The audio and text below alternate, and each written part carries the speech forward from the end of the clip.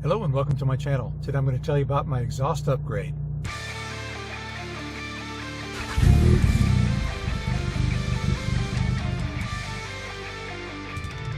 Welcome back and thanks for being here. If you watched my video last week, then you know that I took a road trip that took me to South Carolina, where I visited Jake Baun of Baun Performance to have him install one of his exhaust systems for me.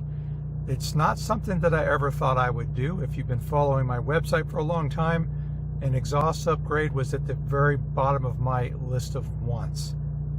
I had upgraded the downpipe to an APR downpipe, I think a couple of years ago, and immediately noticed a drone, a peaky drone between, it kicked in almost instantly at 2,800 RPM, started to fade off after around 3,200. I think that's right when the cam profile changes as you rev up the engine, and I didn't like that at all, and apparently it was a common problem. Jake has an exhaust thread about tailoring the sound for what you want it to sound like, and he was a big supporter and advocate of the Vibrant Resonator model 17950. That's for the 3-inch version. I don't recall the 2.5 or 2 3/4 inch. I don't remember what that one is. I'll post it up here somewhere so you can check it out. He was all for that, said it cured everything. So I went ahead on a leap of faith based on what he said, bought one, and then had a shop install it. And sure enough, it curbed the drone right away. I'll link a video that I made about it right up here. The shop that I took it to, the welding that they did to install that, they got the job done, but it was not artistic. There was no craftsmanship in their work. It was just get it in. I don't know what kind of welding it is. I'm just going to call it stick welding. It's just the crudest form of welding that you can do. I had tolerated the substandard weld mostly because it was going to be under the car. Nobody was going to see it, or so I thought. I mean, I knew I was going to take pictures of it and post them on my website, but eventually I shared a video clip of it. Somebody with a sharp eye noticed a leak on my exhaust right there at that weld. Well, when this sharp-eyed viewer pointed out the leak in my exhaust, sure, I could have gone back to that shop and had them fix the weld. I would have just gotten more of the same ugly stick weld. It's kind of like going to an all-you-can-eat buffet that sells garbage food. It's terrible food, but boy, servings are huge. Why would you do that? You're not going to get better if you don't pay for better. And so I decided I was just going to replace the whole Catback. Overkill to the max for just a bad weld and a leak, right? But that was when I started shopping for Jake's stuff and had him tell me a little bit about his work, and then I made a plan to go see him. Most of Jake's customers, whether they buy his exhaust upgrades or he also builds intercoolers, most of them do it via the mail. He ships most of his products out to customers, and then they install them wherever they are, either in their garage, in the driveway, or maybe they take it to somebody and have them put it in. And that's how Jake makes his stuff, so it's easy to install. I decided I wanted to go down and see him. Like most people, we've all been cooped up for the past few months, and we're just eager to get on the road and do some driving, get out and do a road trip. So it was just an excuse to get out and get on the road and just go see him and meet the man who built my stuff, right? It's kind of like having an author sign a book that you like, the author of the book. Or I know once I took some photos of a couple of rock stars, and then later my daughter and I went and met them and then had them sign those pictures that we took. It was kind of cool. Now, I'm not quite that starstruck over Jake, but it's still kind of the same thing to me. I bought something of his, and then I had him install it himself, his own art. And so it's kind of like having the artist sign his artwork. I know it's kind of corny, but it was just an excuse to get out of the house. And then it turns out that he's just barely 3 hours away from Tail of the Dragon, so I made a big 1,200-mile trip out of it. That's a different video. Go check that out if you want.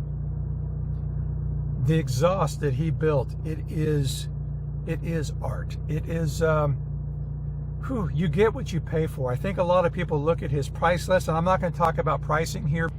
I'll put a link to his Facebook page in the description below. He has a complete price list right at the top. You can't miss it.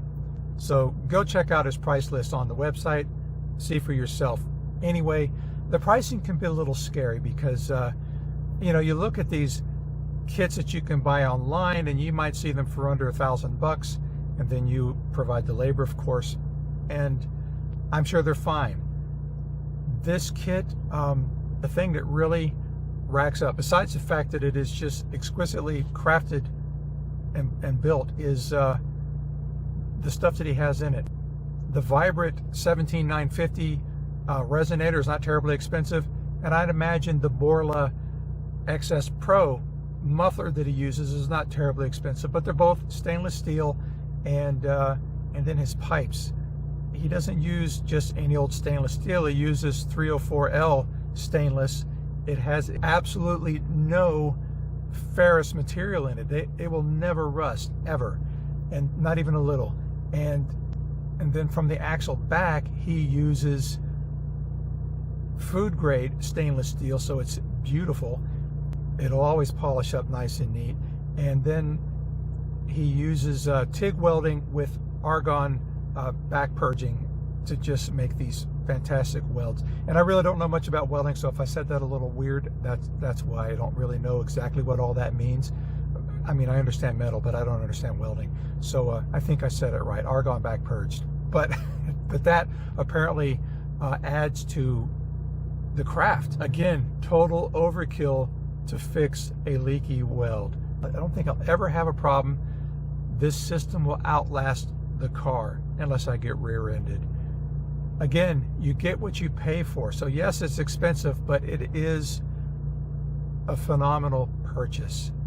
And my overall impressions, I gotta admit, it was a little louder than I was expecting, because on his website he calls it his less aggressive Catback exhaust.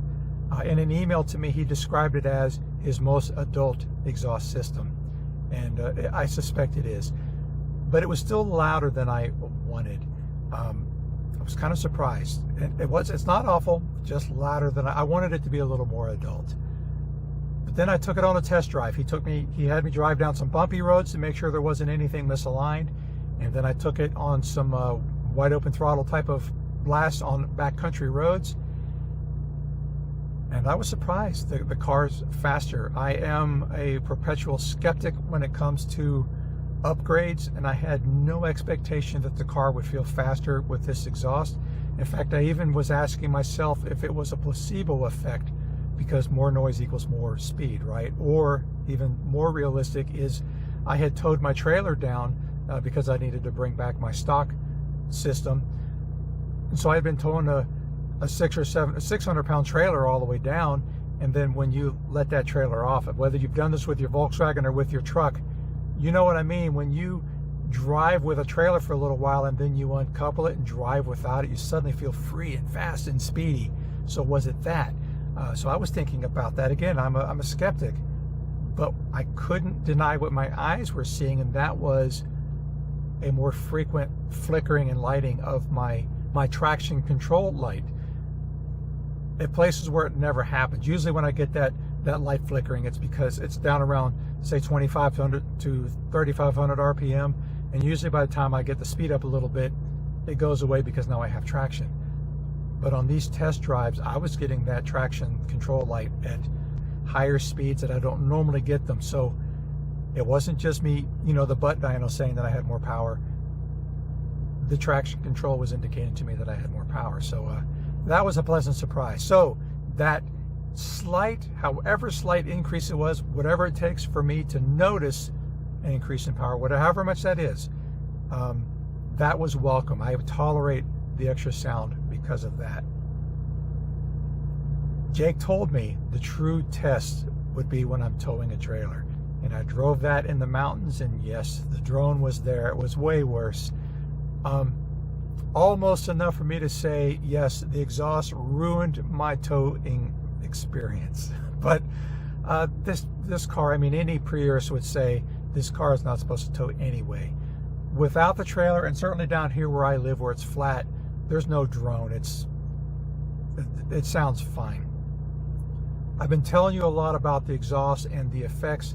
Let me give you a couple of samples. You have already heard some of the before and after if you saw my previous video, because in it, when I did my intro, I was driving down to see him, trailer in tow, 72 miles an hour cruise on the factory exhaust. Well, not really factory, it's APR downpipe vibrant resonator, and then the factory muffler. Take a listen.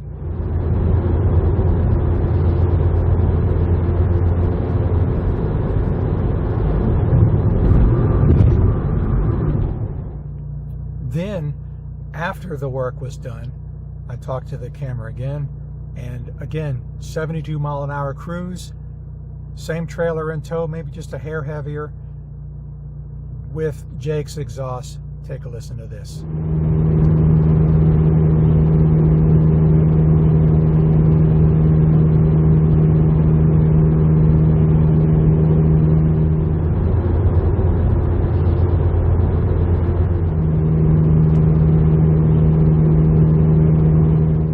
So you can hear the difference there in the cruise with the trailer. Without the trailer, it's not bad at all. You'll get to hear it here in just a minute. Start and idle. I also took start and idle. Here is the stock muffler start and idle.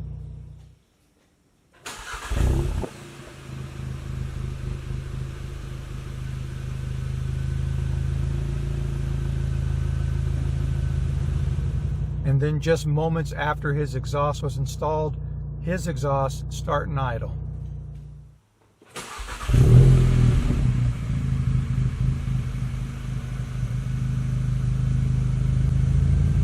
So you can hear it's not terrible boy racer sound.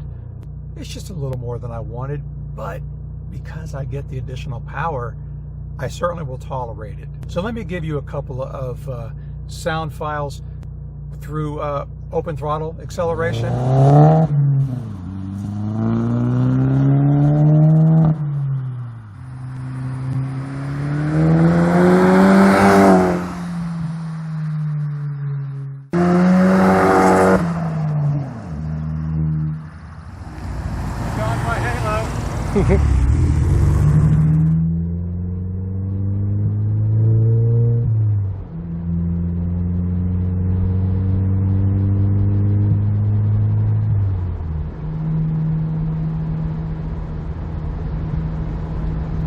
That was a good representation of what it sounds like, the normal acceleration from 0 to 50.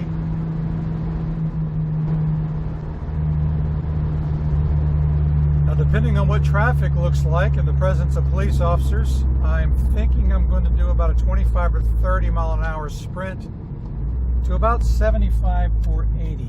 We'll see. All right, so I'm doing 30.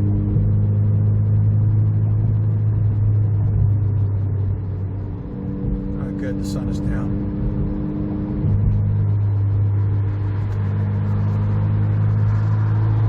All right, 35, here we go.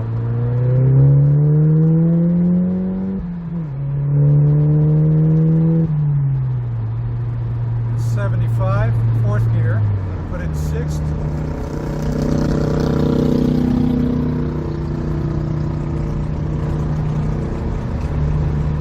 Glad I got that out of the way before the motorcycle drove by.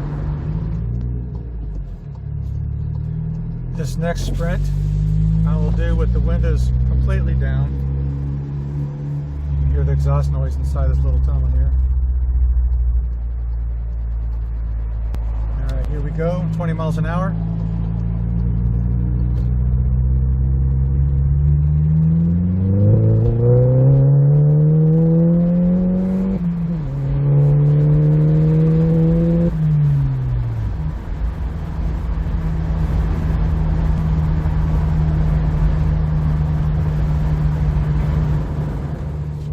Went straight from third to sixth on that one. With the windows up, since there's no traffic around, let me do another.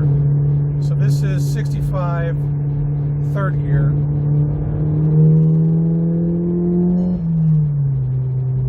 That's 80 or more.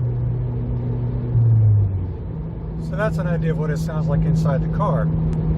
So there you have it, before and after. Beautiful exhaust work. Let me know if there's something that you think I've missed. I'm not doing quarter-mile runs and trying to prove that I gain more power. I think I got more power. Whatever is the standard amount of power gained from an exhaust improvement like this, I mean, this system is 3 inches all the way back, and so that results in more noise, but also more flow. More flow has to at least be more power. I'm not going to say I have more peak horsepower. I have it through the middle someplace. I have gained something. I can't quantify how much, but it's there. Let me know what you think. Feel free to ask questions. Again, if I've missed anything, I'll be glad to answer. I will also link to a write-up that I've done on the system in the description below. Show you some pictures of this beautiful artwork. Maybe some pictures that I didn't show here, but I think I might have showed you all the best ones. So thanks again for being here, and I'll see you next time. Take care.